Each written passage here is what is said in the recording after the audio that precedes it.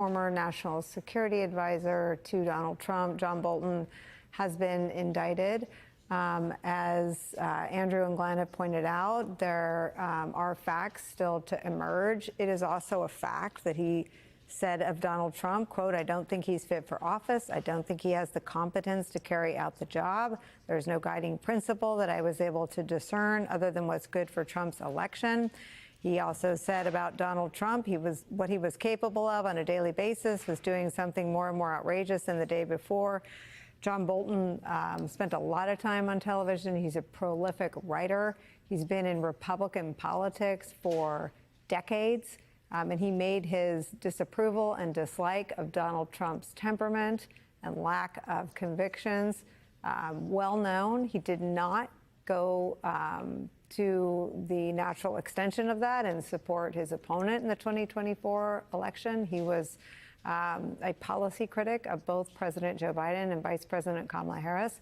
He served, though, in the Trump administration at some of the most tumultuous times. He penned a book called The Room Where It Happens. And today, where are we at? October 16th, on the 9th month of Donald Trump's second term, one of Donald Trump's fiercest critics of both his lack of fitness and lack of core values or policy orientation has been indicted.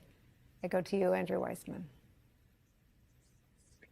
So let's look at the three people who have been charged. What is the message? What is going on here?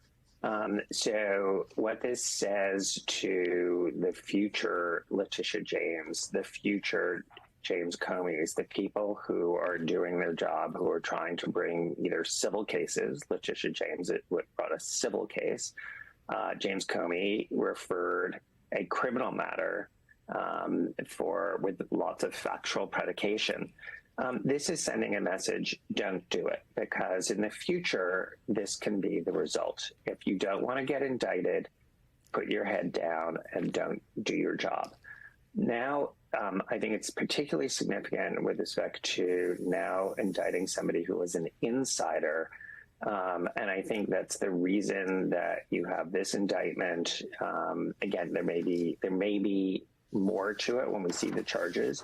But one of the things that it accomplishes by doing this, by attacking Chris Krebs, by attacking Miles Taylor, people who used to be inside, is to say, do not speak sort of ill of Donald Trump. Do not go out and say anything that is derogatory, particularly if you are on the inside.